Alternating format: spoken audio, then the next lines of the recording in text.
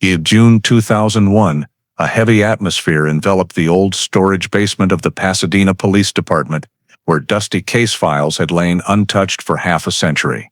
The beam from cold case officer Eliot Granger's flashlight cut through the thick darkness, illuminating a yellowed envelope clipped inside the 1948 missing person file of Margaret Ellison, an envelope no one was ever meant to find. Central: I need a forensics technician down to the archive immediately. Possible connection to the Ellison case. Eliot's voice echoed off the cold, damp concrete walls. What began as a routine annual file inventory had just become something else entirely. Something that could finally answer the questions that had haunted Pasadena for 53 years. Inside the envelope was a Polaroid photograph of a woman who looked chillingly like Margaret, and it was clearly taken after the day she vanished. For more than half a century, the Margaret Ellison case had existed only as unanswered questions. A young, quiet woman who disappeared one May afternoon after leaving home for the school district office. The school bus abandoned on Fair Oaks Avenue. Her coat floating in Michelanda Lake. 2 bowls of cold rice on the dinner table. Her bedroom door, which Richard Ellison had never dared to close, even to this day. Before we continue this shocking story, please take a second to hit subscribe and like the video. Your support helps us bring forgotten cases back into the light and make sure you never miss a future cold case file. The discovery in the Pasadena archive was not just the final piece of a missing person puzzle. It was the first domino in a chain of events that would expose the deepest buried secrets of post-World War II California society.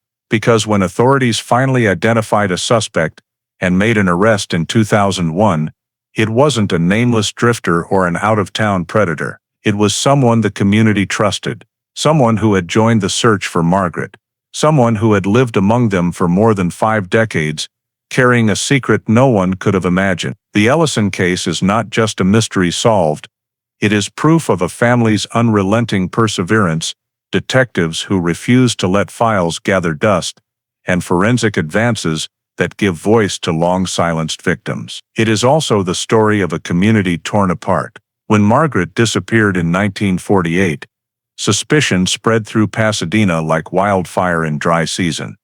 Neighbors accused one another. Families fractured.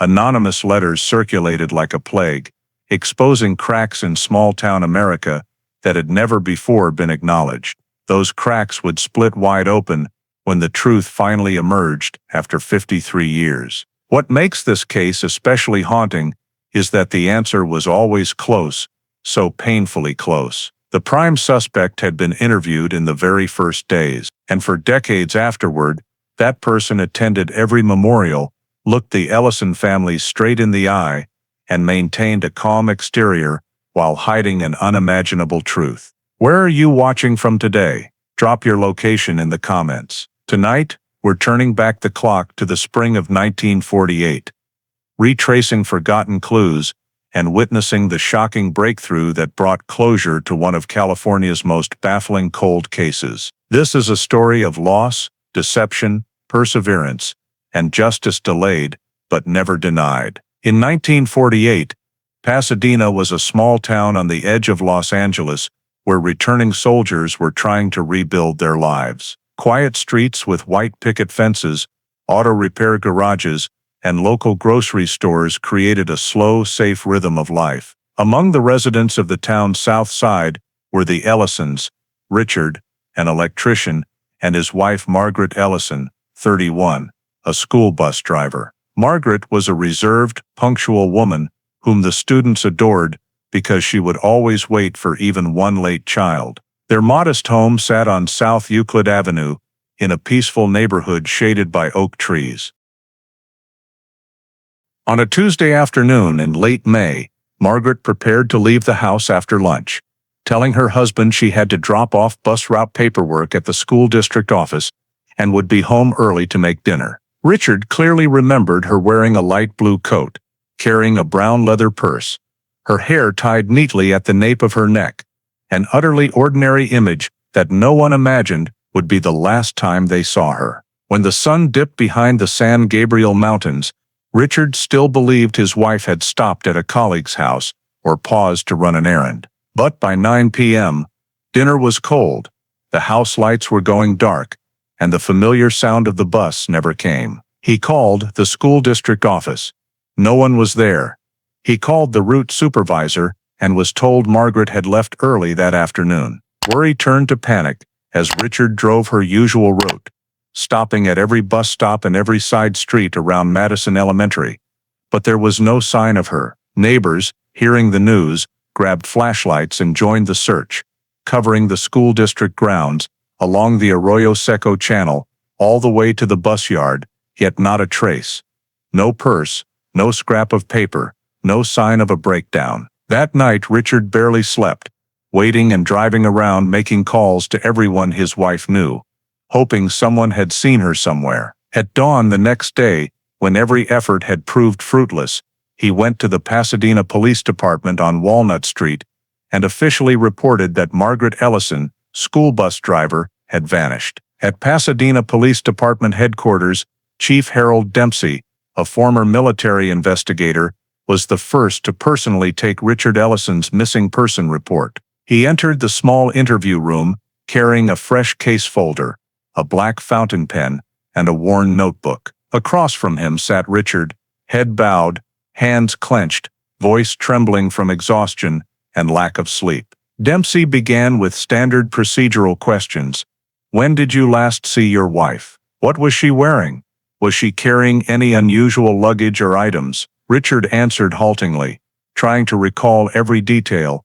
Margaret left around noon, wearing a light blue coat, gray skirt, brown shoes, carrying a leather purse, and the bus route ledger. She said she was stopping by the district office to turn in paperwork and would be home before dinner. Chief Dempsey wrote everything down carefully, marking timelines, then ordered the clerical unit to contact the Pasadena School District immediately to verify the information. The call lasted nearly 10 minutes, and the district confirmed that Margaret had finished her last run around 3:30 p.m. the previous day, returned the bus to the yard, and left the premises alone. No one saw her return. Dempsey noted last seen in the file, adding a bold handwritten line, "No witnesses after 3:30 p.m. That same morning, he summoned the Ellisons' two neighbors, Walter and Irene Foster, for statements. Walter said he saw Margaret drive away and waved as usual. Irene recalled that a few days earlier,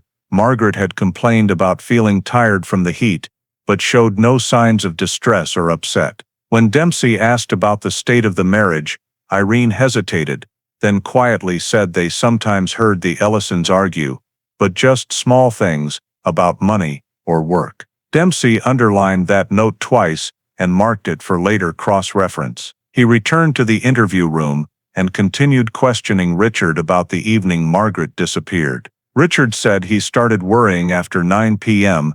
and drove the bus route and school area, stopping at several points but encountering no one. When asked if anyone could confirm his whereabouts that evening, Richard shook his head. He had been alone. Dempsey simply wrote, "No corroboration," and asked nothing further. Back in the main office, he instructed Deputy Investigator Thomas Riley to review Margaret's entire duty log and cross-check sign-in/out times of every driver on duty that day. The results showed she was the last to leave the yard. A typed summary reached Dempsey's desk before noon. No signs of voluntary departure, no large amount of cash taken, no serious workplace conflicts. Those factors led him to rule out a typical walk-away. He placed a short call to the Los Angeles County DA's office, notifying them of a missing person case with potential criminal elements, and simultaneously sent the victim description to neighboring police stations. That afternoon, Dempsey met Richard again, this time with Investigator Riley present.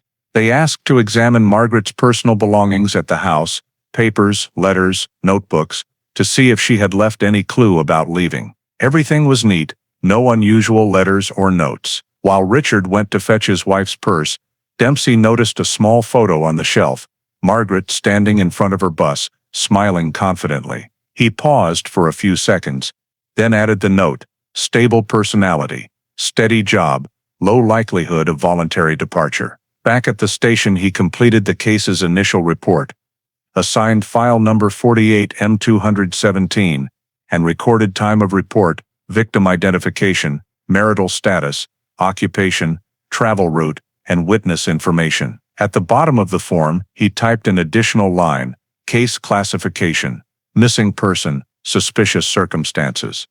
This was the classification used for disappearances possibly involving criminal conduct, but lacking sufficient evidence yet for a criminal case. At the end of the day, Harold Dempsey signed the file, stamped it official, and assigned the investigation team to begin field searches around the Madison School District and the routes Margaret normally traveled.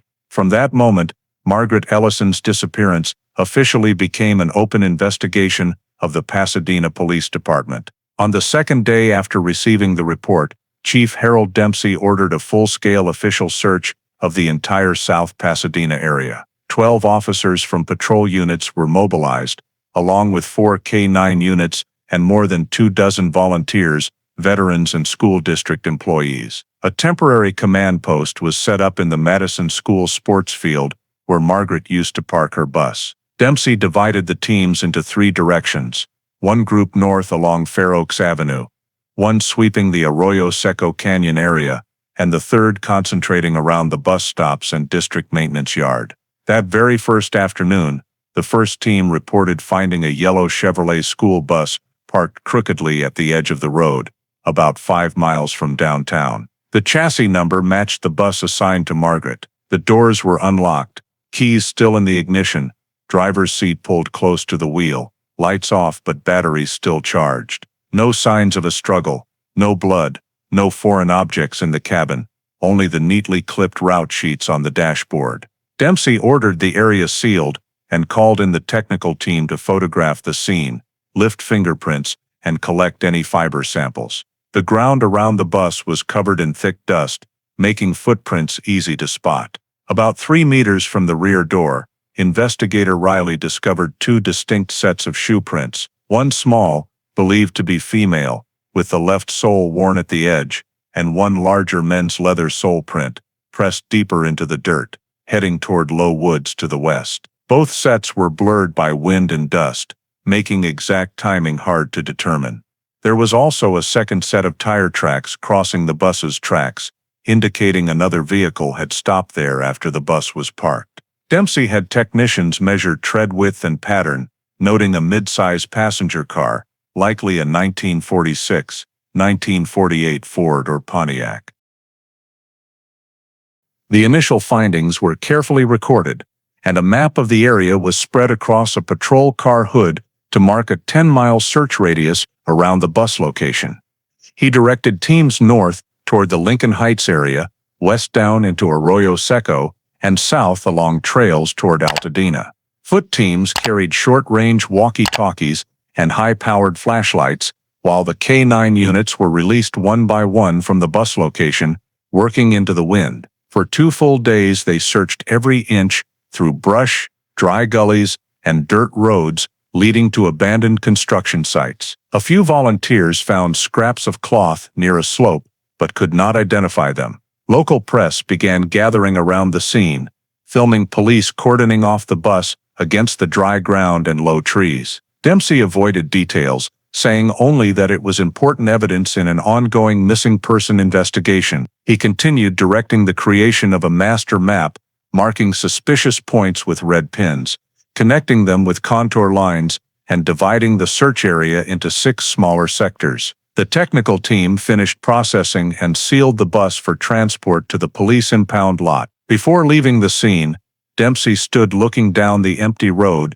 stretching toward the San Gabriel Mountains, where the late-day sun cast a hazy golden dust, and recorded in the investigation log that the victim's vehicle had been recovered, but her whereabouts remained completely unknown. After pinpointing the location of the school bus, Sheriff Harold Dempsey ordered a complete canvass of the residential area along Fair Oaks Boulevard to locate any witnesses who might have seen Margaret on the afternoon she disappeared. By the morning of the 3rd day, a phone call from a small gas station, Clyde Service Station, more than 3 miles north of where the bus was found, provided a critical new detail. The station owner, Clyde Harrison, stated that on that afternoon, sometime between 3 and 4 o'clock, he saw a yellow school bus parked beside the station for a few minutes. He remembered it clearly because school buses rarely stop there at that time of day. He said the driver was a blonde woman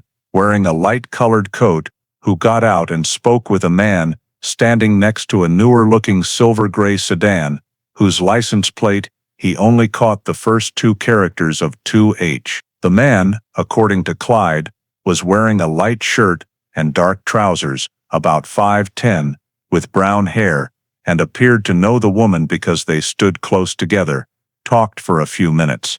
Then both looked toward the main road. Margaret, he didn't know her name but positively identified her from the photo police showed him, seemed somewhat tense as she left, got back on the bus, and drove south. He didn't see where the man went afterward, only that the sedan left the station a few minutes after the bus. This statement was recorded, transcribed, and signed in the presence of two officers. Dempsey considered this the last officially documented sighting of Margaret and decided to focus on the gray car detail. Detective Riley contacted the California Department of Motor Vehicles to pull a list of all silver-gray sedans manufactured between 1946 and 1948, registered in Los Angeles County and surrounding areas with plates, starting with the number 2. The initial list contained more than 200 vehicles, but after eliminating those registered to women and those in distant counties,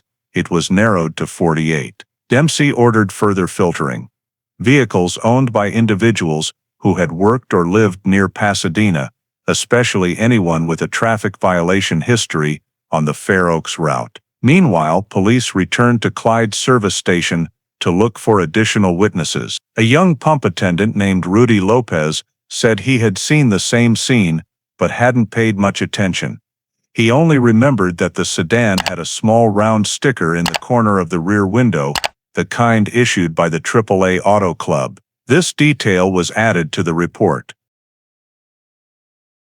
Dempsey had the area around the station photographed, mapped the likely direction of travel for both vehicles, and noted the estimated time in the report as between 3:40 and 3:50 p.m. Inside the investigation team, this was regarded as the most important lead since the case began. He instructed patrol units to be on the lookout for any silver-gray sedan matching the description in the area over the coming days. A temporary chart was created listing owner names, addresses, makes, chassis numbers, and model years, with locations marked in red on a county map. To test viability, Riley and two other officers made field visits to the three closest addresses on the list, one in Altadena, one in Glendale, and one in Eagle Rock. All were dead ends, but a Glendale officer noted that a silver-gray sedan, owned by George Massey, the Pasadena School District supervisor, frequently came and went in that area. Dempsey held off drawing conclusions, but ordered a new investigative line. Identify the stranger described by the gas station witness, trace the suspicious vehicle, and cross-reference travel routes with the time Margaret vanished. With this new direction, the investigation officially shifted from search mode to identifying a potential suspect. 3 days after Dempsey opened the stranger at the gas station line of inquiry, a small envelope was delivered to the desk of the Pasadena Police Department receptionist. The address was typed, there was no return address, and the stamp had been postmarked downtown the previous evening. When opened, it contained only a single sheet of white paper folded in half, with firm slanted handwriting in blue ink, that read simply, "You're looking in the wrong place. Ask the people inside the house." There was no signature, no date, no other markings. The receptionist immediately took the envelope to Sheriff Harold Dempsey. He read the 2 lines slowly, set the paper down, and called in the technical team. Detective Riley photographed the entire letter, resealed the envelope, and sent it to the lab. Technicians examined the paper fibers and ink composition under a microscope. Preliminary results showed ordinary letter paper, 8 piquette 10 inches, made by Eaton, and widely sold in stationery stores. The ink was lead blue fountain pen ink, common in Parker pens, from the early 1940s. Nothing distinctive enough to trace. They dusted both paper and envelope for fingerprints, but recovered only 2 smudged prints, insufficient for comparison. The envelope flap was tested for saliva DNA, but 1948 technology could only inconclusively suggest the sender's gender. Everything was entered into the technical report with the conclusion, no positive identification possible. Dempsey turned the paper over once more and stared at the brief message. In missing persons cases, anonymous letters often signaled personal involvement or genuine inside knowledge. The phrase "ask the people inside the house immediately" made him think the writer either knew the Ellison family or was privy to internal matters. He created report number 48, M217A, added it to the main file, and had Richard Ellison brought in again to see if he recognized anything about the letter. Richard read it, appeared confused, said he had no idea who sent it or why it mentioned inside the house. When asked if he had received any strange letters recently, he said no. Dempsey was unsatisfied with the response, but had no grounds to charge him. He instructed Riley to reopen the list of Margaret's relatives, friends, and co-workers to check for anyone with past conflicts or jealousy toward the family. Within the investigation team, the letter was thoroughly discussed. A few officers thought it might just be a prank from someone who read the newspapers, but Dempsey didn't buy it. He wrote in his log, "Possible inside source, pursue this angle." That same day, copies were placed in the file, and the original sealed in an evidence pouch. Dempsey ordered administrative staff to canvass Pasadena area stationery stores for regular buyers of Eaton paper. At the same time, an internal bulletin went out asking county officers to flag any similar anonymous letters. Initial searches turned up nothing new, but those few words temporarily shifted the entire focus of the investigation. In his end-of-day summary, Dempsey wrote that alongside the stranger angle, they now needed an internal suspect line focusing on people close to the victim who could have access to personal information about Margaret and the Ellison family. From that moment, the disappearance was no longer simply a search.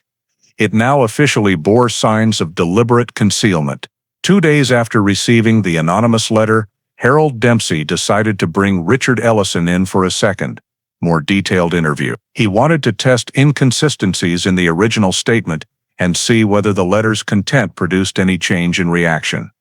The interview took place in a small conference room with only Dempsey, Detective Riley, and a stenographer present.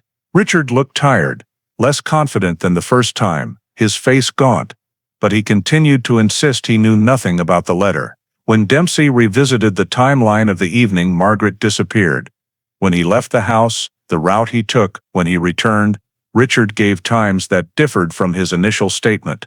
Previously, he had said he left around 9 and returned near midnight. This time he said before 8 and back around 11:30. When pressed on the change, Richard claimed he couldn't remember exactly because he was too worried.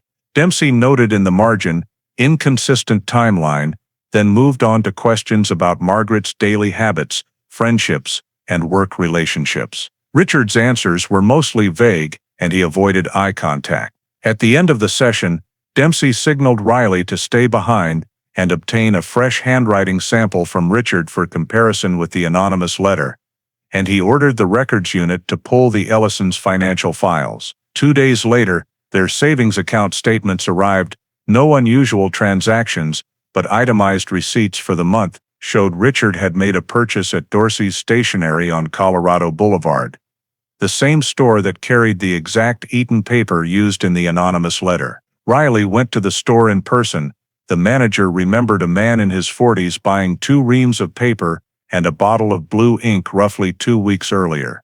No name taken, but the description matched Richard. When Dempsey heard the report, he said nothing, only told them to add the receipt to the file. To strengthen the picture, he ordered interviews with Margaret's co-workers at the Madison School District. The interviews were conducted in the district's administrative office, where 4 female employees and 2 fellow drivers who worked with Margaret were brought in. They described her as calm, kind, but private, rarely discussing personal matters. Her closest friend there, Betty Crow, said that in recent months, Margaret had seemed tense, often arriving a few minutes late and avoiding any mention of her husband. When pressed, Betty revealed that Margaret had once said Richard wasn't happy she worked so much and wanted her to quit and stay home. Another co-worker confirmed seeing Richard waiting in the bus yard at the end of shifts a couple of times with an unfriendly expression. These statements were transcribed and sent back to the station. Dempsey read every line carefully, then phoned Los Angeles County Prosecutor Frank Burrows to update him. He summarized the case and highlighted two key points: the contradictions in Richard's timeline and the Eden paper receipt.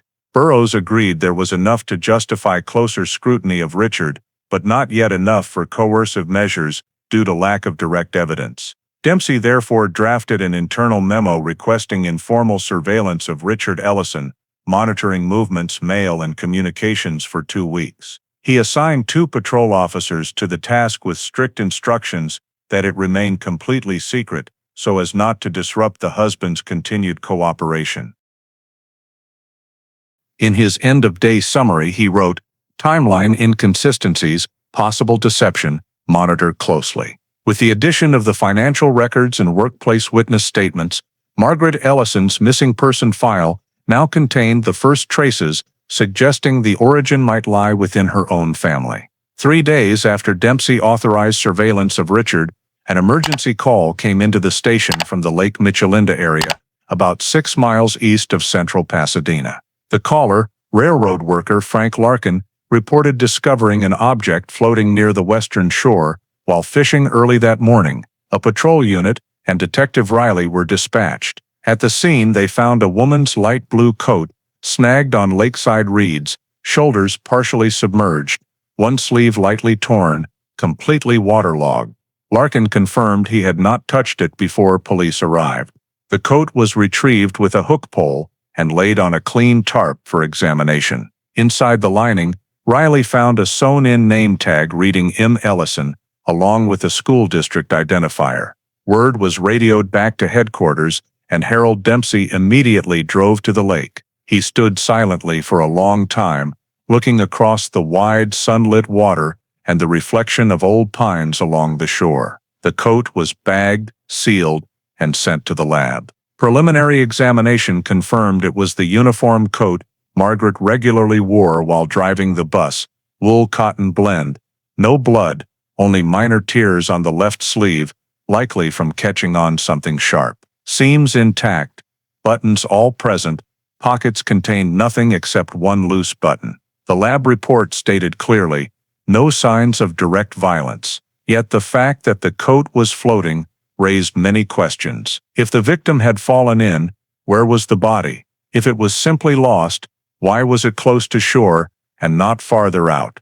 Dempsey ordered the entire area sealed and established a 300-meter search radius around the discovery point. A 3-man dive team was borrowed from the Pasadena Fire Department. They worked in 2 groups, one along the shore, one diving the deeper center, for 2 hours and recovered only branches, cans, and an old rubber glove. No body, no other personal items. Riley noted in his pad, coat floating alone, no drag marks. Dempsey had the scene mapped, the exact location marked with coordinates, and photographs taken from every angle. He observed that the lake area was quite isolated, accessible only by a single dirt track from the south, beside the fence of an abandoned pumping station. Interviews with nearby residents turned up no unusual sounds or vehicles in the previous 2 days. Dempsey set up a temporary watch post for the next 48 hours. At the evening briefing back at the station, he told the team, "If this is genuine, the body has to be close, but it's far more likely someone staged the scene." He pointed out that the coat still had its name tag, something any perpetrator trying to conceal identity would remove, and that the coat was completely free of machine oil or yard dirt, which didn't match Margaret spending all day at the bus depot. From these details, Dempsey concluded this was most likely a staged scene intended to mislead the investigation. He ordered Riley to trace water flow records from Lake Michelinda and check recent access to the area. Before leaving the lake as dusk fell, Dempsey looked once more across the darkening water, thought of the anonymous letter, asked the people inside the house, and added a short note to the report. Coat may have been intentionally placed in the lake. With this discovery, Lake Michilinda became the new focal point in the Margaret Ellison disappearance. News that Margaret Ellison's coat had been found at Lake Michilinda spread rapidly through Pasadena. 3 days later, the Pasadena Times ran a front-page story with the bold headline, "Missing School Bus Driver's Coat Found, Manhunt Clue, or Red Herring." The article detailed the discovery and included a photo of the sealed coat on a white tarp. Within hours, the police switchboard was overwhelmed. Dozens of anonymous calls and handwritten letters poured in, each offering a different theory. Some claimed to have seen the bus moving unusually slowly near the lake the day Margaret vanished. Others swore they heard arguing coming from the school bus yard. Rumor outran every attempt at verification. At coffee shops along Colorado Boulevard, residents split into two clear camps. One believed Margaret was the victim of an attack or abduction by a stranger who had approached her on her route. The other suspected something dark inside her own family. Richard Ellison's name began appearing in conversations, often accompanied by heavy insinuations about his temper and jealousy. A short opinion piece in the Pasadena Times asked pointedly, "Why does the husband know exactly when his wife left home, yet no one can place where he was that evening?" That question turned Richard into the center of speculation. Police had to post officers around the Ellison home to keep curiosity seekers away. Meanwhile, other rumors began targeting school district supervisor George Massey, said to have been close to Margaret. One anonymous letter sent to the newspaper claimed Massey met privately with Mrs. Ellison after hours on several occasions. When reporters asked, Massey flatly denied it, calling the claim a smear. Public interest, nevertheless, latched onto that possibility. Dempsey understood how dangerous rumor could be. He held a brief press conference at the station, stating that police were still gathering evidence and had no official suspect. His words did nothing to curb public curiosity. Every day brought dozens more calls from people claiming to know something. Most were pranks, but a few made Dempsey take notice. One caller said Richard had bought blue ink at the stationery store shortly before Margaret disappeared. Another claimed to have seen a silver-gray sedan parked near the Ellison house late at night. Everything was logged, but almost nothing could be verified. Dempsey began feeling heavy pressure from the city council. The mayor called, demanding concrete results before the case damaged the city's image. Reporters followed him everywhere, snapping photos each time he left headquarters. Inside briefings, tension mounted. Riley and the younger detectives were exhausted from chasing false leads. Some officers suggested naming a suspect just to calm the public, but Dempsey refused, saying they could not sacrifice truth for media pressure. He knew the case sat on a knife edge between real investigation and a frenzy of rumor. In an internal report to Prosecutor Burroughs, he wrote briefly, "Public opinion divided, information chaotic. But we cannot rule out direct involvement by one of the two men, Ellison or Massey." That concluding line was underlined in red, signaling that Dempsey now faced pressure to close the case quickly, whatever it took. Just a few days later, under mounting pressure from the media and the community, Harold Dempsey decided to completely restructure the entire case file and compile a list of 3 primary suspects for parallel investigation. First was Richard Ellison, the husband, the last person known to have had contact with Margaret before she vanished. Second was George Massey, the Pasadena school district supervisor, who was rumored to have had a private relationship with Margaret. And finally, Thomas Madsen, the Ellison's neighbor, a mechanic who had repaired her bus multiple times and had been seen in the vicinity of the bus yard. Dempsey assigned Riley to collect handwriting samples from all 3 for comparison with the anonymous letter. The process was conducted discreetly for Richard. They used prior statements and bank signature cards. For Massey, they borrowed work memos, and for Madsen, they obtained several invoices and his mechanical repair logbook. Everything was sent to the Los Angeles County Handwriting Examination Lab for comparison. The initial report noted that Richard Ellison's and George Massey's handwriting were clearly different. One was evenly slanted with a habit of connecting letters, the other round and broad with few sharp angles. However, Thomas Madsen's handwriting showed numerous similarities to the sample in the anonymous letter: a 15-degree rightward slant, consistent spacing between letters, and especially the distinctive looped H. While the lab worked, Dempsey focused on analyzing each man's motive. With Richard, the standout factor was jealousy and marital conflict.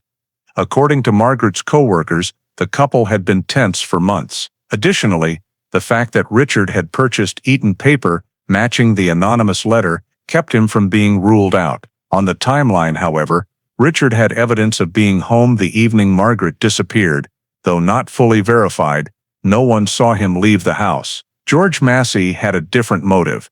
He had previously been criticized for favoritism toward employees, and a sex scandal, if exposed, could destroy his career. Dempsey ordered a background check on Massey and discovered he had left his office at 4 p.m. on the day Margaret vanished, with no one knowing his whereabouts for the next 2 hours. He claimed to have been home with his wife that evening, and his wife corroborated his statement. As for Thomas Madsen, the mechanic, he was not initially a high-priority suspect, but neighbors reported seeing him near the Ellison home the afternoon Margaret left, supposedly returning tools. When police examined Madsen's repair log, they found an entry for servicing the school district bus on May 14th, the exact day of the disappearance. When questioned, Madsen said he left the bus yard before 2 p.m. and never saw Margaret, but no one could confirm the time he left. Dempsey wrote in the file, "All three have motive and opportunity. Madsen requires closer monitoring." He continued directing the forensics team to examine the shoe prints found near the bus. Comparing sole patterns, they concluded the large print closely matched the heavy leather work boots Madsen typically wore. Though not conclusive, this detail heightened suspicion toward the mechanic. In the summary report presented to Prosecutor Burroughs, Dempsey outlined 3 hypotheses. First, the disappearance stemmed from domestic conflict. Second, it arose from a concealed romantic relationship. And third, the crime occurred during the course of work. To verify alibis, Riley was tasked with re-examining each person's movements between 2 p.m. and 6 p.m. on the day Margaret disappeared. Richard claimed to have been home repairing a generator, no witnesses. Massey had his wife's statement. Madsen was supposedly working alone in his shop with no one to confirm. Dempsey concluded that no one could yet be eliminated, but the investigation's focus temporarily shifted to Thomas Madsen due to the technical matches with the anonymous letter and the shoe print. He signed the internal report, adding a handwritten note, "Mechanic suspect, highest probability based on current data." After the handwriting and shoe print analyses provisionally pointed toward Thomas Madsen, Harold Dempsey decided to move from surveillance to action. An emergency search warrant was approved by the county court on the morning of May 28, 1948, allowing the Pasadena police to search Madsen's entire home and mechanic shop in the Altadena area. A 4-man team led by Riley left headquarters early that morning. Madsen's single-story wooden house sat at the end of a dirt road, behind a small, cluttered auto repair shop. When police presented the warrant, Madsen remained calm but visibly annoyed, insisting he was being framed. The search lasted nearly 2 hours, beginning in the office and moving to the shop area. On the back shelf, Riley discovered an old metal box containing various tools and a .22 caliber Colt revolver with a 6-inch barrel, along with a nearly full box of ammunition. Madsen said it was a gun he had bought years earlier for target shooting and hadn't used in a long time. Dempsey was informed of the find and ordered the evidence brought to the lab. Meanwhile, another team searched the house and backyard, but found nothing further of interest. The gun and ammunition were sealed in evidence bags, along with a copy of Madsen's 1946 firearms permit. That same afternoon, the Pasadena PD crime lab compared the bullet previously recovered near Lake Michelinda, the only physical evidence found during the search, with test rounds fired from Madsen's gun. Results showed the rifling marks matched in type. Both had right-hand twist, 4 grooves, and similar groove depth. However, because the recovered bullet was heavily oxidized, The conclusion was limited to highly likely from the same class of weapon. The report reached Dempsey that evening. He immediately called an emergency meeting with Prosecutor Burroughs. Based on the physical evidence and handwriting analysis, Burroughs signed an arrest warrant for Thomas Madsen on charges of kidnapping and attempted murder of Margaret Ellison. The arrest was announced the next morning and quickly made the front page of the Pasadena Times under the bold headline, "Mechanic Arrested in Mysterious Bus Driver Disappearance." Photographs of Madsen in handcuffs being led from his home, taken by reporters, spread across newsstands. Public reaction was immediate, with most believing the case was finally solved. Many regarded Madsen as the obvious perpetrator. He had opportunity, knew Margaret's schedule well, and owned a gun that matched the evidence. Conversations in coffee shops, stores, and the post office revolved around one sentiment: he must have done something to her and hidden the body. Dempsey monitored public reaction with his usual caution. He knew the evidence in hand was still not airtight, but pressure from the media and authorities forced him to move quickly. In the arrest report, he clearly noted, "Suspect detained per prosecutor's order, victim's location still unknown." Madsen was transferred to Los Angeles County Jail, where he repeatedly proclaimed his innocence. When asked about the anonymous letter, he said he had never written to police and only knew Margaret through routine bus repairs. Reilly noted that Madsen remained cooperative, showing no panic or evasiveness. Nevertheless, Prosecutor Burroughs prepared a preliminary indictment, charging 2 counts, kidnapping with intent to inflict serious bodily injury and second-degree murder. The indictment was filed with the county court and approved that same week. Listed evidence included the .22 revolver, matching bullet characteristics, handwriting similarities to the anonymous letter, and Madsen's presence near the disappearance site. With those facts, the case was considered to have reached a turning point. Dempsey closed the day's report with a brief note, "Public satisfied, press unanimous, Ellison case now has an official suspect." Thomas Madsen's trial opened in the spring of 1951 at the Los Angeles County Courthouse, nearly 3 years after Margaret Ellison's disappearance. The case drew huge crowds from Pasadena, reporters, and local officials, as it was one of the rare California prosecutions for murder without a body. The courtroom was packed, with 2 full rows of press seats and crowds waiting in the hallway for daily updates. Prosecutor Frank Burroughs represented the state of California, while the defense was handled by attorney John Keene. Burroughs opened by stating that the entire case rested on a chain of circumstantial evidence sufficient to prove intent and criminal act. He described in detail Madsen's relationship with Margaret, the many times he repaired her bus, his knowledge of her schedule, and his presence nearby on the afternoon she vanished. The prosecution presented 22 revolvers seized from Madsen's home, highlighting ballistic results, showing the bullet near Lake Michelinda bore matching rifling characteristics. They then displayed handwriting samples that the lab had determined showed significant similarity to the anonymous letter sent to police. A letter the prosecution claimed Madsen wrote to shift blame and mislead investigators. Burroughs declared the letter's author knew internal details that only someone close to the Ellison family could know.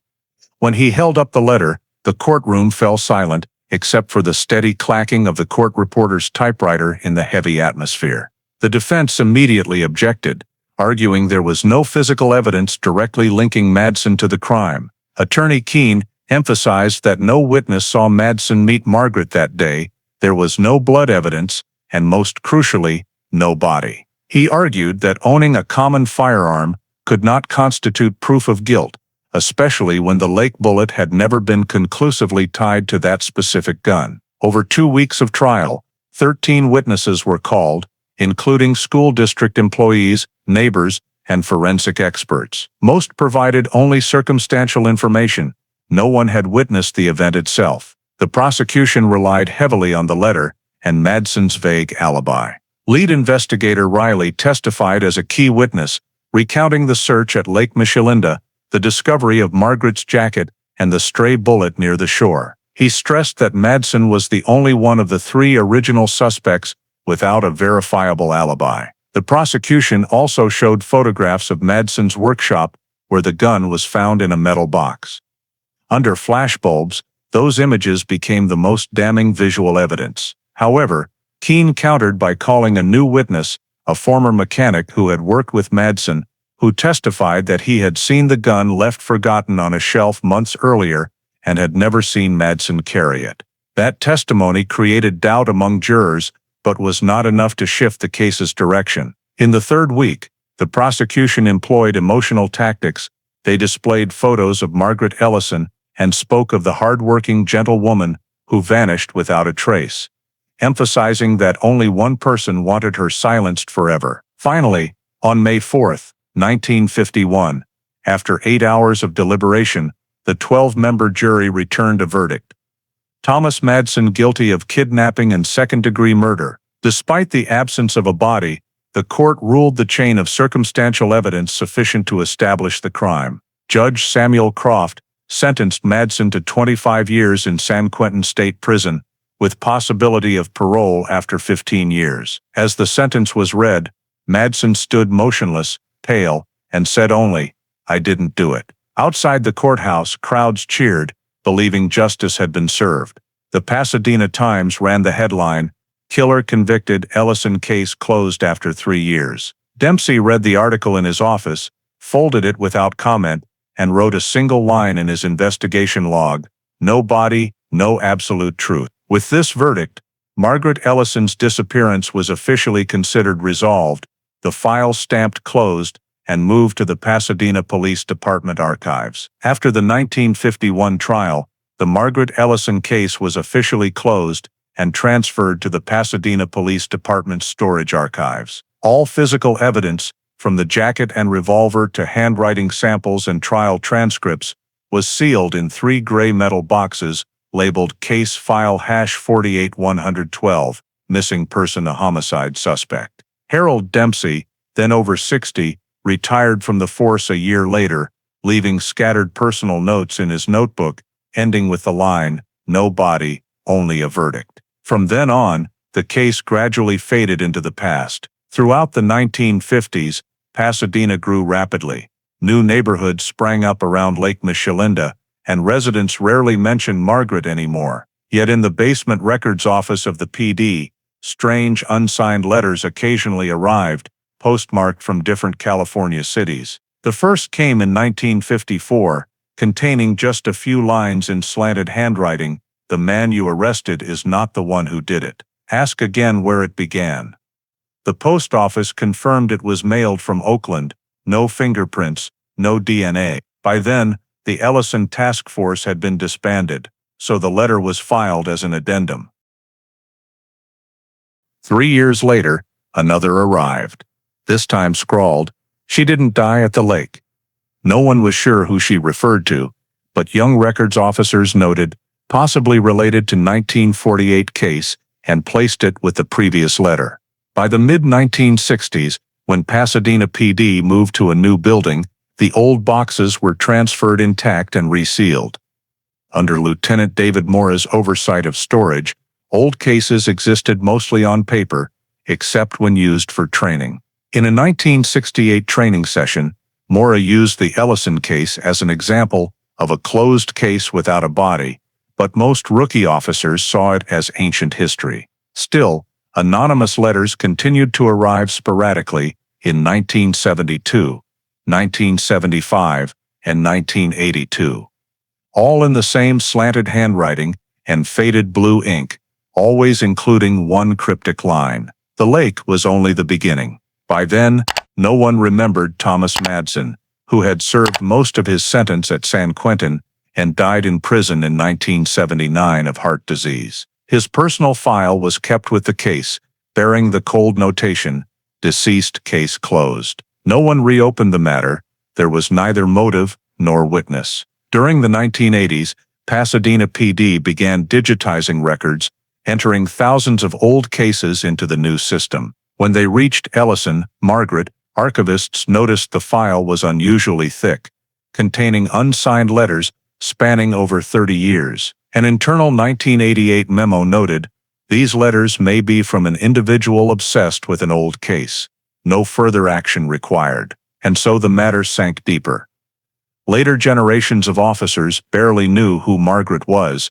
Only a few independent journalists occasionally reviewed the old file for articles on unsolved disappearances. Lake Michelinda became a fishing and picnic spot, with no memory of its role as the center of a long investigation. The black and white photo of the sealed jacket, once front-page news in the Pasadena Times, now lay yellowed in storage drawer 4 beside the faded words, "Case inactive since 1951." In the cold, dusty archive, the anonymous letters remained neatly filed with the case, unread, unexplained, bearing only postmarks and the same handwriting repeated over 4 decades. A silent reminder that the Margaret Ellison case had never truly ended. In early 2001, when the state of California established the Cold Case Division to review cases pending for over half a century, Pasadena PD's old storage was prioritized for inventory. Among hundreds of dusty boxes was a thick file labeled Case File Hash 48112, its label faded. Missing person Margaret Ellison. Officer Eliot Granger, a young investigator recently transferred from violent crimes, was assigned to review and catalog it. Granger's habit of examining every detail led to a discovery that would change everything. Near the very end of the file, among sealed envelopes from the 1950s, he found a pale yellow envelope, still sealed, with no sender or receipt date. The stamp was blurred, showing only San Luis Obispo, California. The back was sealed with cracked red wax. Following procedure, Granger logged the file number and carefully opened the envelope in front of 2 archivists. Inside was a small ivory-colored sheet of paper in faded blue ink, along with a Polaroid photograph, the sight of which stunned all 3. The photo showed a middle-aged woman standing beside a Route 66 sign in Needles, California, with a faint date stamp, August 1955. The woman wore a light-colored blouse, and her facial features and eyes matched Margaret Ellison's 1948 file photos almost exactly. On the back of the photo, handwritten in black ink, were the words, "Still waiting." No one knew when the letter had arrived, why it had never been opened, or how it ended up in a file closed for over 50 years. Granger checked receipt logs, but found no record of the envelope, only warehouse transfers in 1960, 1975, and 1988. He speculated it may have been mailed in the late 1980s and accidentally filed with the case during digitization. What caught his attention most, however, was the photograph. Granger enlarged a print and compared it to Margaret's 1947 portrait in the original file. The shape of the face, mouth wrinkles, earlobes, and a small chin scar matched to an astonishing degree. The County Forensic Imaging Lab confirmed through facial recognition analysis a 87% probability of a match, far exceeding random chance. This meant the woman in the photo could indeed be Margaret Ellison, taken at least 7 years after she was declared missing. Granger reported the discovery to his superior, Cold Case Unit Lieutenant Daniel Forrester. Forrester was initially skeptical, suspecting a belated hoax, but after seeing the photo and the words, "Still waiting," he agreed to reopen the file for full review. At an internal meeting on March 14, 2001, Forrester stated, "If the victim was actually alive after 1951, Thomas Madsen's conviction may have been wrong from the start." Despite the legal risks of touching a case closed for over half a century, Granger persisted. He drafted a formal 4-point proposal: authenticate the envelope's origin, conduct DNA analysis on the photograph, trace San Luis Obispo postal records from 1955, and reconstruct Pasadena PD's chain of custody for the file. His 12-page report concluded, if the photograph is genuine, Margaret Ellison did not die in 1948. Everything that followed was a mistaken assumption, legitimized by a conviction. The document reached the California Department of Justice within 2 weeks, and shortly afterward, an order to reinvestigate the 1948 Ellison case was approved. As Eliot Granger left the records room that afternoon, he knew he had just awakened a ghost that had slept for over half a century. The disappearance of Margaret Ellison had officially returned to the light after 53 years of being forgotten. Just a few weeks later, In late March 2001, the California State Forensic Laboratory received the original Ellison case envelope for examination, under the direct supervision of Lieutenant Daniel Forrester and investigator Eliot Granger. The entire process was conducted in a sterile room, following the new standards of the National Institute of Forensic Science. Because the envelope was over half a century old, its paper surface oxidized and coated with dried wax, the technicians had to separate each layer of cellulose fibers using cold steam to avoid destroying any remaining DNA traces. The primary goal was to locate traces of saliva on the envelope flap, the area sealed with old wax and glue, to identify the sender.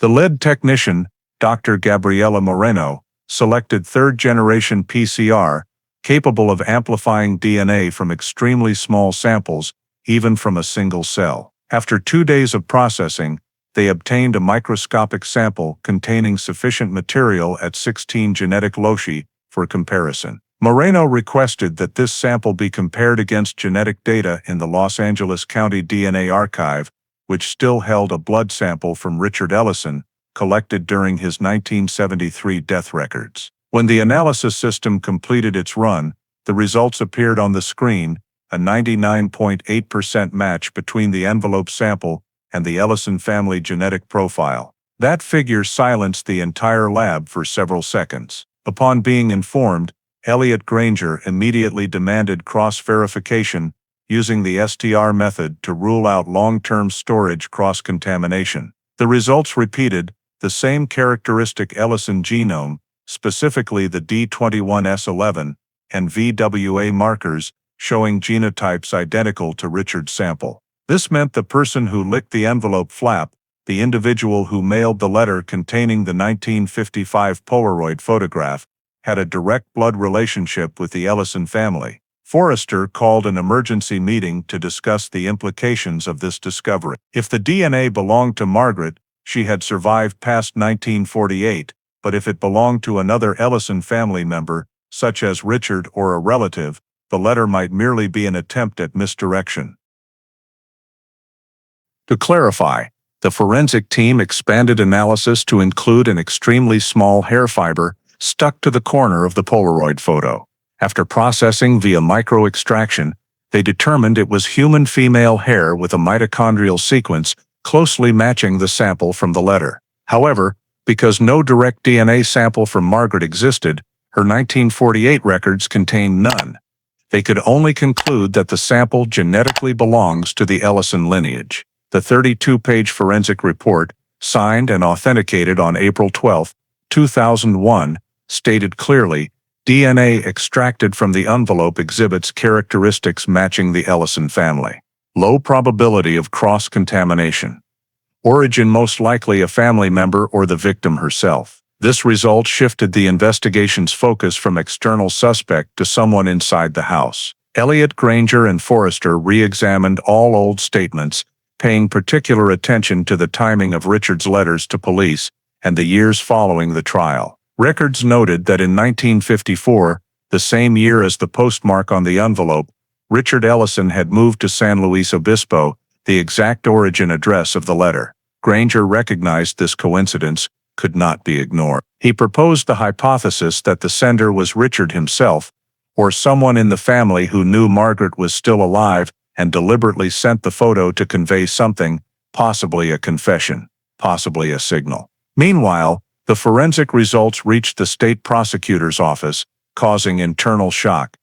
This was one of the rare instances where modern DNA technology was applied to a case closed for over 50 years. Genetic experts from the California Institute of Forensic Science also conducted an independent comparison, confirming the DNA sample belonged to a first-degree relative of Richard Ellison. In the summary report, Forrester wrote, "The DNA data and the timing of the letter's appearance indicate the source lies within the victim's family circle. The possibility that the letter was sent to obstruct or correct the original investigation cannot be ruled out." He signed it, stamped it with the cold case unit seal, and forwarded the entire file to the State Department of Justice with a formal request to officially reopen the 1948 Ellison case. The cold, hard forensic conclusion of 99.8% had overturned half a century of belief.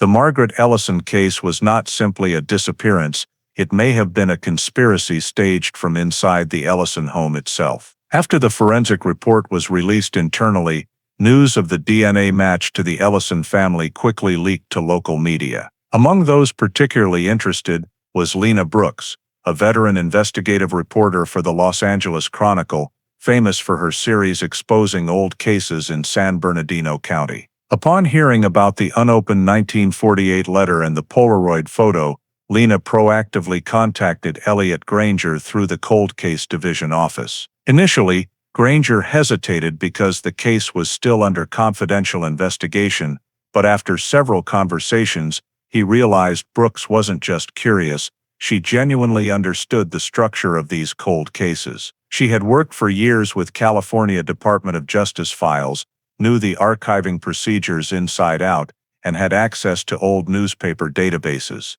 They met for the first time in an old coffee shop near the Pasadena newsroom, its walls still hung with 1951 articles about the Ellison case. Lena brought a thick folder of microfilm copies from the Pasadena Times covering 1948, 1955, containing many forgotten details. Among the yellowed columns, she pointed to a short October 1954 item, exactly matching the San Luis Obispo postmark date on the envelope. It was a brief interview with Richard Ellison, who had just received a delayed $8,000 life insurance payout for his wife, paid by the insurance company 3 years after Margaret was declared presumed dead.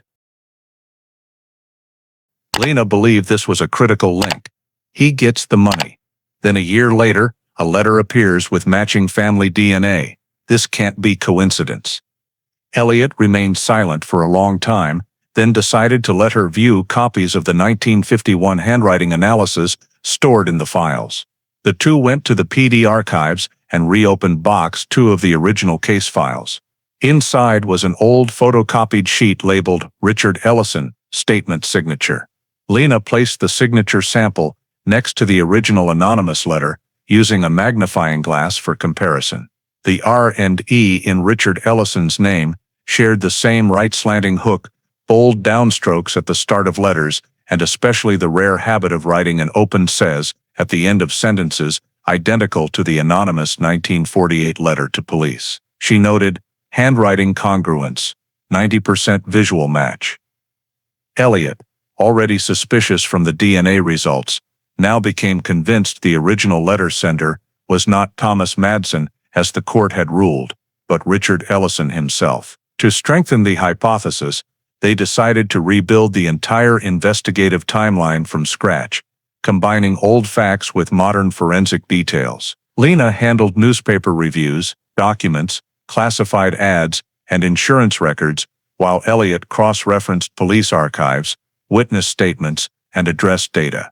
They reconstructed a detailed chronology: April 1948, escalating marital conflict; May 14th, Margaret disappears; May 17th, Richard reports her missing; May 20th, first anonymous letter arrives, saying ask the people inside the house; August 1948, Margaret's coat is found at Lake Michelinda; 1951, Madsen convicted based on the letters and a .22 pistol; 1954, Richard receives insurance money and moves to San Luis Obispo.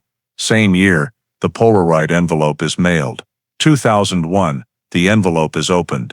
DNA matches Ellison family. Looking at the timeline spread across the board, Lena remarked, every single marker revolves around Richard, no one else.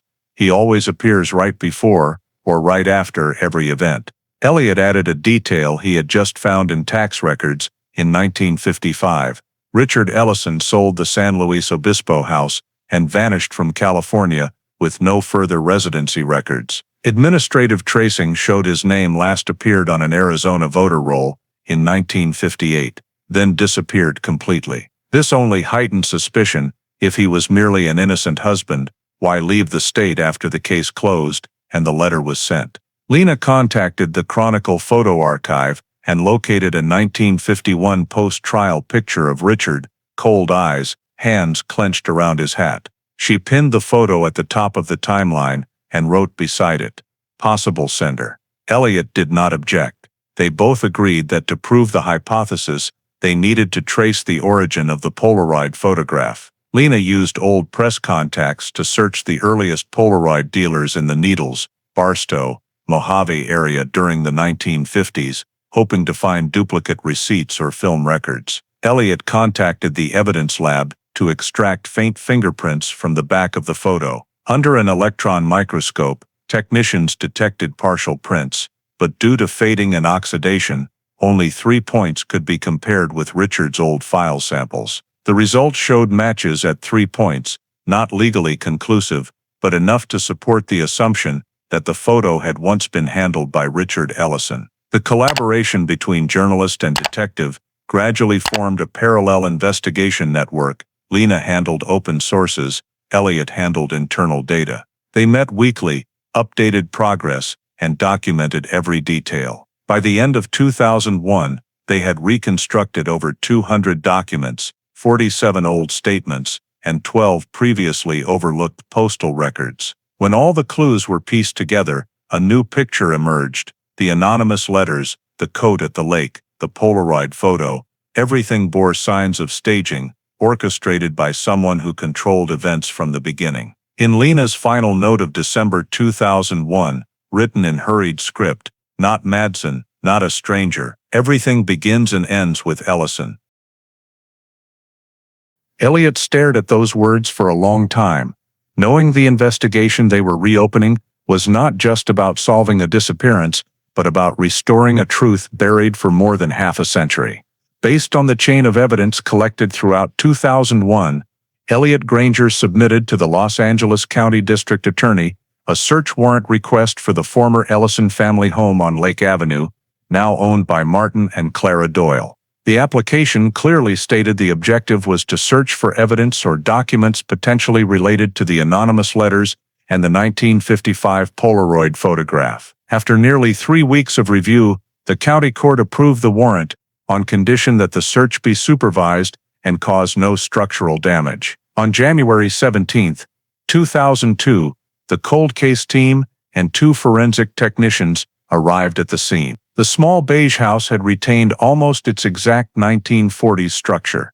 The new owners allowed inspection of every room, including the basement and attic. Eliot focused on the east wall of the living room, where 1946 architectural plans noted a 10-inch technical void between 2 plywood layers. When he tapped it, he heard a distinctly hollow sound.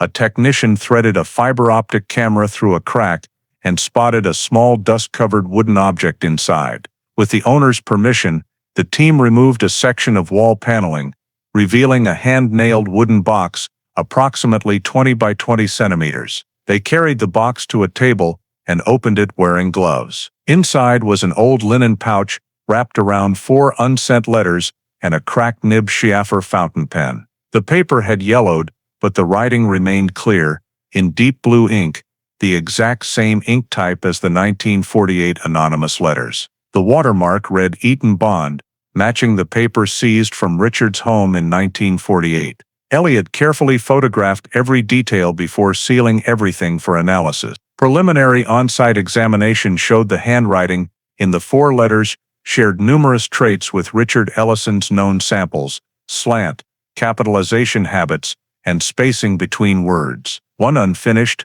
unsigned letter contained wording that forced Eliot to read it several times. It began, "She said she would leave, but I couldn't let that happen. Not after everything."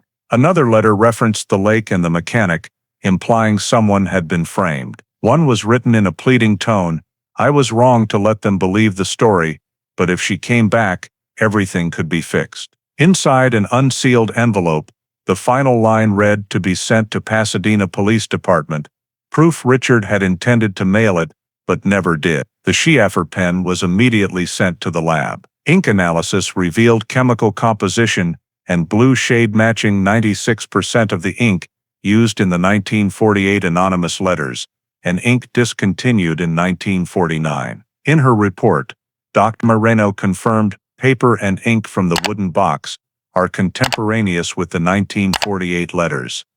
High probability of common origin. Under ultraviolet light, one letter revealed a faint fingerprint matching 8 points with Richard's prints from his 1954 life insurance file. Eliot stared at the scan results, realizing that for the first time in half a century, the case had physical evidence directly tying Richard Ellison to the letters that had altered Thomas Madsen's fate. He and Lena Brooks spent the next 2 days reading every letter, photographing the contents, and arranging them in presumed chronological order. The first letter appeared written shortly after Margaret's disappearance, its tone oscillating between remorse and anger, speaking of betrayal and a plan gone wrong. The second seemed composed after Madsen's arrest, mentioning justice now at rest, and she will never return. The final 2 were undated, but on different paper, likely written during the San Luis Obispo period, more vague, like monologues addressed to someone no longer there. Lena observed, "This is the letter sequence of a man both concealing and tormented." Eliot agreed, writing in his report, "The house contained physical evidence confirming Richard Ellison's manipulation and obstruction of justice. Paper and ink matched the 1948 letters. Content suggests actions to prevent Margaret from leaving and possible staging of the Michelinda Lake scene." At the end of the day, as he resealed the wooden box, he looked around the old room, sunlight streaming through the freshly opened wall crack, illuminating thick dust, and felt as though he could hear the faint echo of a case buried for half a century. After the report on the letters, hidden in the Ellison house wall, was forwarded to the State Department of Justice, Eliot Granger continued checking locations connected to Margaret's final days of work. Among them was the Pasadena Unified School District bus garage, where she had parked her bus daily before disappearing. While reviewing old district maintenance records, he noticed an anomaly. 1947 technical drawings showed the garage floor made of old concrete, but a 1949 renovation log stated west side floor repoured due to moisture damage. No document specified the exact cause or funding source. Eliot suspected the new pour 1 year after the disappearance might be concealing something. He contacted district management for permission to survey the area using GPR, ground-penetrating radar, used in modern forensic investigations. On February 25, 2002, the cold case team and a geophysical unit deployed the equipment at the old garage, still in use for new buses. After scanning the entire floor, the GPR screen displayed an anomalous reflective zone in the southwest corner, approximately 80 centimeters deep, with a nearly 2-meter-long void shape. Eliot immediately cordoned the area, erected barriers, and obtained an excavation warrant. The next morning, technicians began breaking the thick concrete layer. After more than 2 hours, the drill hit dark soil and soft material. As the hole widened, the edge of gray wool fabric emerged from the dirt. The surrounding soil was excavated meticulously following crime scene protocol. Beneath the wool fabric, the team uncovered human remains lying on their side, wrapped neatly in a blanket, arms folded across the chest. The skeleton was relatively intact, size and proportions consistent with a female, approximately 5'5", estimated time of death over 50 years. Around the neck remained a thin silver necklace, 1940s style, engraved on the inside with ME. Upon seeing that detail, Eliot stood silent, almost certain they had found Margaret Ellison.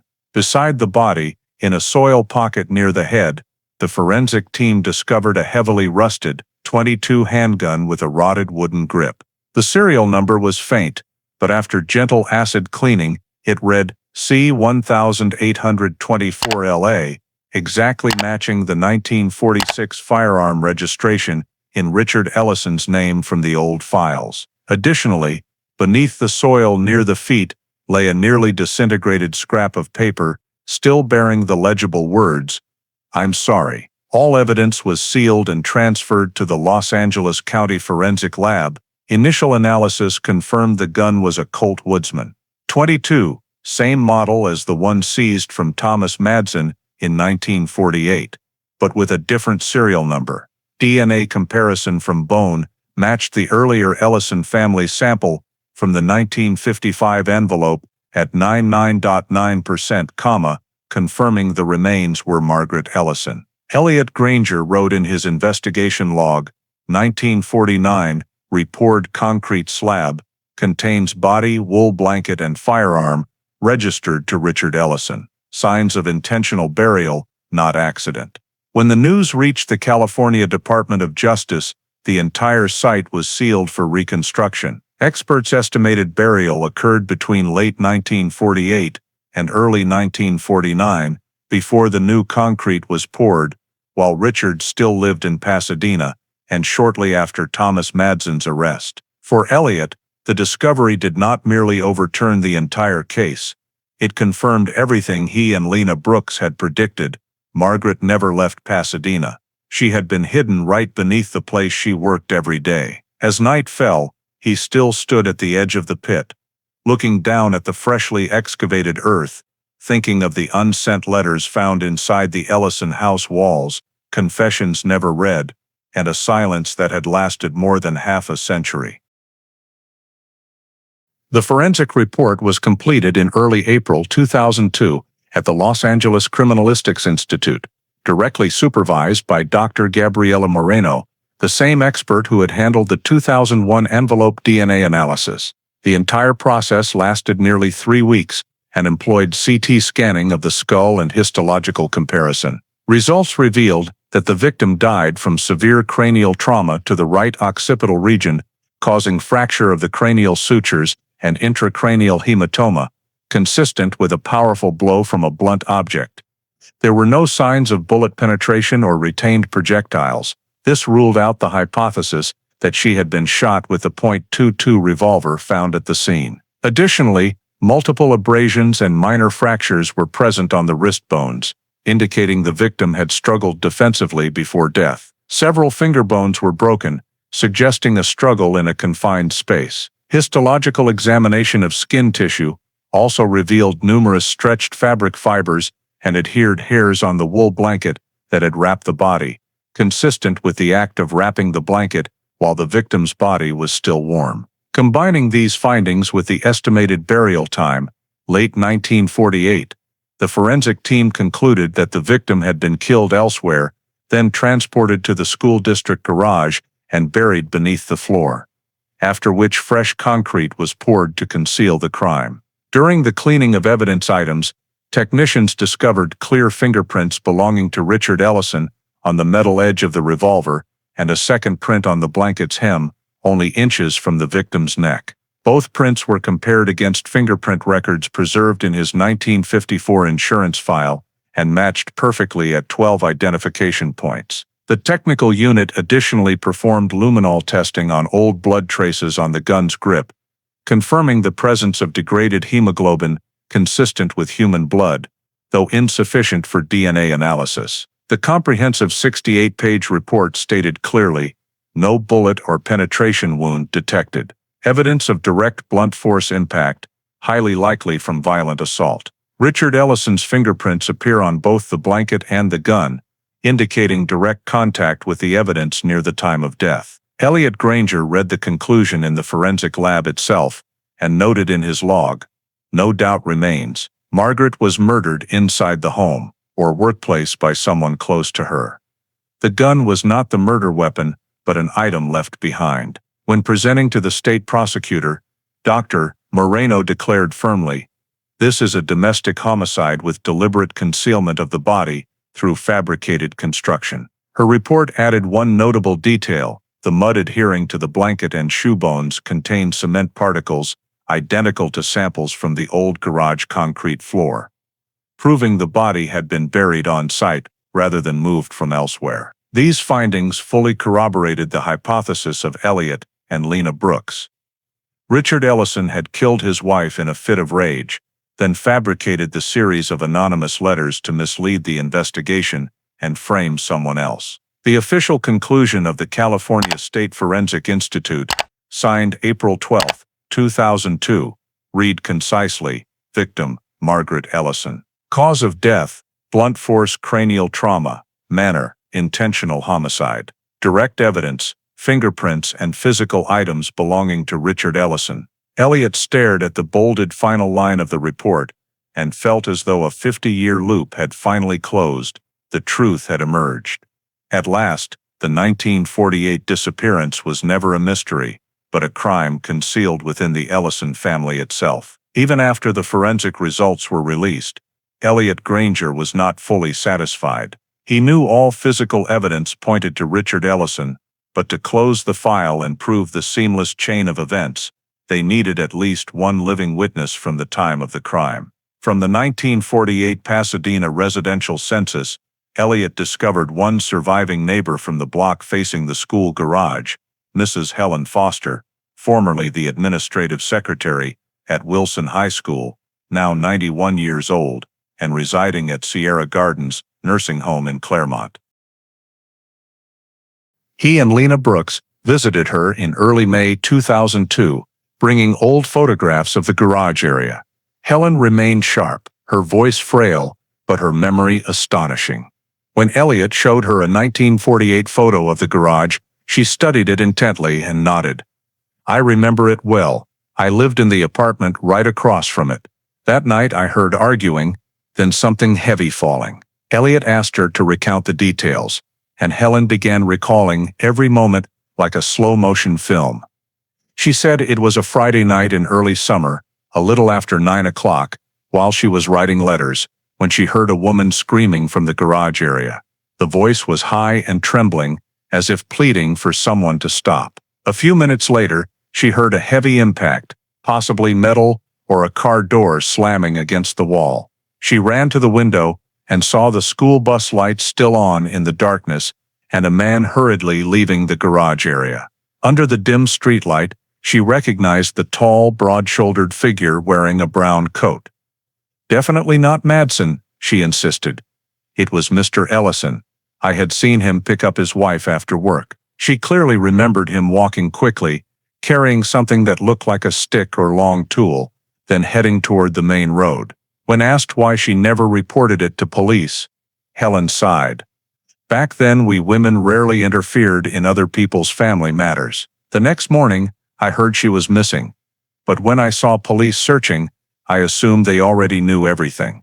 Eliot recorded the entire statement and cross-referenced it with the estimated time of death in the forensic report. Late May 1948, which perfectly matched her description of an early summer night. When shown an old photograph of Richard, Helen confirmed without hesitation, "That's him. I never forgot that face." Eliot had the legal unit prepare a sworn affidavit. The transcript was added to the official case file, along with the forensic results and the letters from the wall cache. With Helen Foster's testimony, the chain of events was complete. Margaret Ellison was murdered inside the garage where she worked. Richard Ellison was the only person present during that time frame.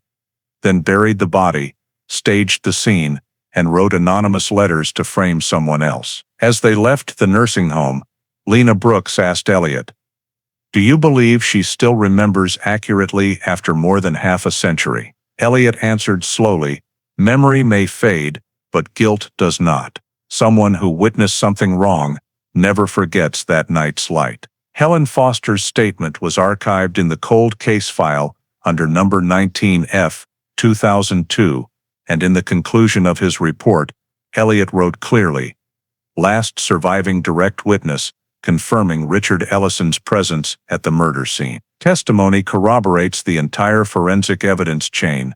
The Margaret Ellison case, after 54 years, finally has its answer. Once Helen Foster's statement was recorded and authenticated, Eliot Granger and the California State Prosecutor finalized the comprehensive report and submitted it to the State Attorney General's office, with all forensic results, physical evidence, and the witness statement. On September 12, 2001, the Los Angeles County Superior Court of California officially reopened the Margaret Ellison case, file number 48-112, based on new scientific evidence and testimony of high legal value. The reopening hearing took place in Courtroom 3, the same room that had tried Thomas Madsen half a century earlier. The gallery was packed with reporters, journalists, law students, and retired detectives who had once worked the case. Eliot sat in the front row. Lena Brooks was beside him with her notebook and recorder. The prosecutor presented the full chain of evidence: 1955 envelope, DNA results, the unsent letter box found in the Ellison house wall, fingerprints, and items recovered beneath the garage concrete floor, plus the forensic report confirming cause of death and signs of struggle. When images of the skeletal remains were projected, the courtroom fell completely silent. At the end of the presentation, the Forensic Institute representative declared, "There remains no reasonable doubt. Richard Ellison is the sole perpetrator." The panel reviewed additional documents from the cold case unit and Helen Foster's testimony, then officially ruled Thomas Madsen is innocent. The 1951 conviction was vacated, and his name was removed from the California Sex Offender Registry. A long moment of silence filled the courtroom. Journalist Lena Brooks recorded the judge's words, "We cannot give back the years to the dead or to the wrongfully convicted, but justice, however late, is still justice." That same day, the California Department of Justice released an official statement to the press. Results of the retrial and modern DNA analysis show that Richard Ellison, the victim's husband, caused the death of Margaret Ellison in May 1948. He staged the scene, sent anonymous letters, and framed another person to conceal his crime. The announcement was distributed to all media outlets. The next morning, major newspapers ran identical front-page headlines: "Cold Case of 1948, Solved After 53 Years, Justice for Margaret Ellison and Thomas Madsen." Lena Brooks's article in the Los Angeles Chronicle detailed the journey from the discovery of the envelope and wooden box in the wall to the garage excavation, calling it one of the greatest resurrections of justice in California history. Eliot Granger, described as the man who brought the case back into the light, declined interviews, leaving only the statement, "Everything we did was to finish the work that those before us could not complete." Meanwhile, the Pasadena community reeled at the revelation that Richard Ellison, once regarded as a model husband who had wept at his wife's fake funeral, was now officially identified as the killer. Authorities noted that Richard had died in Arizona in 1968, so prosecution was impossible, but the court ordered the record to reflect criminal responsibility established. Case closed. A small memorial service for Margaret and Thomas Madsen was held beside Lake Michelinda, the original staged crime scene. Eliot, Lena, and several retired Pasadena detectives placed white wreaths on the water, symbolizing a belated but complete closure. In the final report to the State Department of Justice, Eliot wrote, "File #48112, reopened and closed with official conclusion, perpetrator Richard Ellison, personal motive, victim Margaret Ellison, died at the Pasadena School District garage. Thomas Madsen fully exonerated." On September 20, 2001, the file was stamped "Resolved, Cold Case Cleared." More than half a century after the disappearance, Pasadena finally had its answer to the 1948 mystery, a chapter of history closed with truth, rather than rumor or shadows. 2 weeks after the California court issued the retrial decision and confirmed Richard Ellison as the perpetrator, the Pasadena community began to fully feel the weight of the exposed truth. The school where Margaret had worked, the Madison School District garage, was chosen as the site for her official memorial ceremony on October 4, 2001. In the old schoolyard, now a modern bus parking lot, dozens of former colleagues, alumni, and local residents gathered. A new bronze plaque was mounted on the east wall bearing the inscription, "In memory of Margaret Ellison, 1917-1948. Lost, silenced, and found again." Distant relatives from Oregon and Nevada attended, bringing old photographs and a few keepsakes, a bus ticket, the gray scarf she often wore. When her niece spoke on behalf of the family to express gratitude, many people wept. Eliot Granger stood quietly at the back with Lena Brooks. He did not speak, but his eyes held an indescribable sense of solace. At the same time, the Pasadena Police Department held a brief press conference led by current Chief Paul Vickers, officially announcing the permanent closure of the 1948 Ellison case.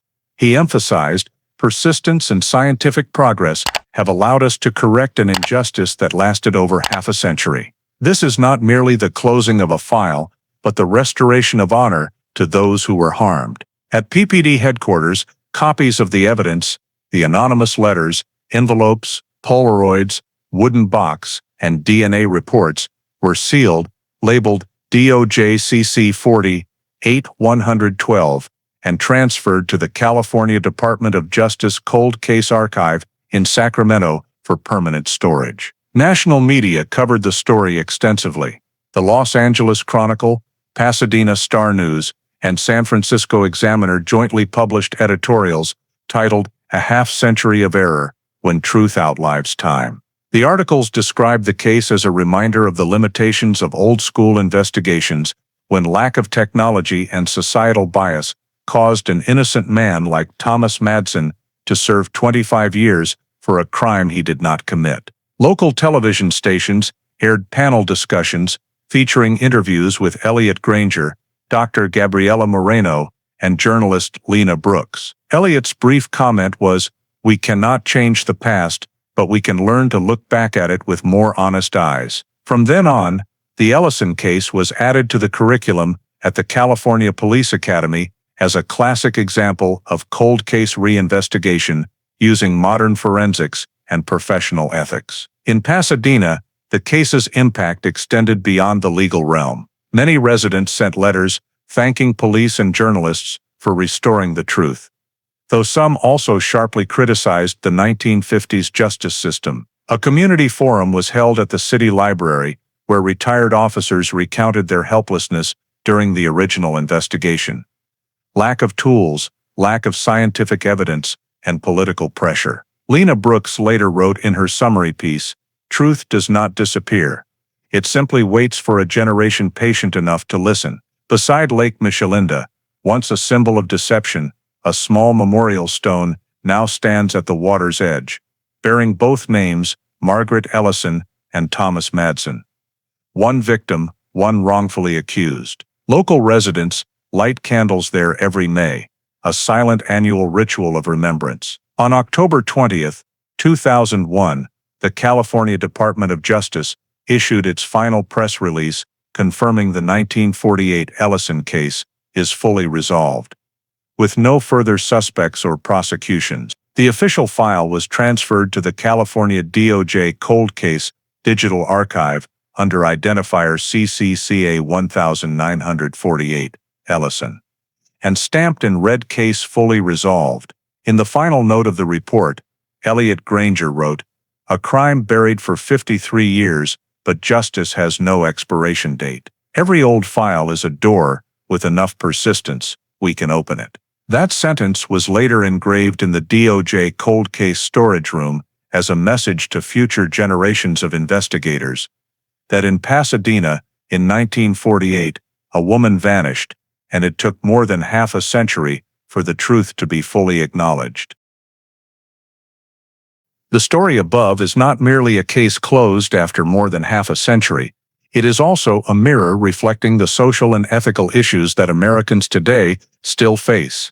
The Margaret Ellison case reveals that investigative errors arose not only from lack of technology, but also from bias, gender prejudice, and societal pressure. An innocent man like Thomas Madsen lost nearly his entire life because of judgments based on speculation, while the real killer, Richard Ellison, was shielded by the facade of a good husband in the conservative post-World War II society. Today, in a modern America where forensic technology and media are far advanced, this story still reminds us of our responsibility to truth. Eliot Granger's determination to reopen the file, using DNA, GPR, and archival data to clear the name of the dead, is proof of the power of justice when guided by humanity rather than fame. In contemporary life, these lessons apply to many areas, from resisting quick judgments based on appearances to trusting science and transparent processes in the legal system, politics, and media. American society today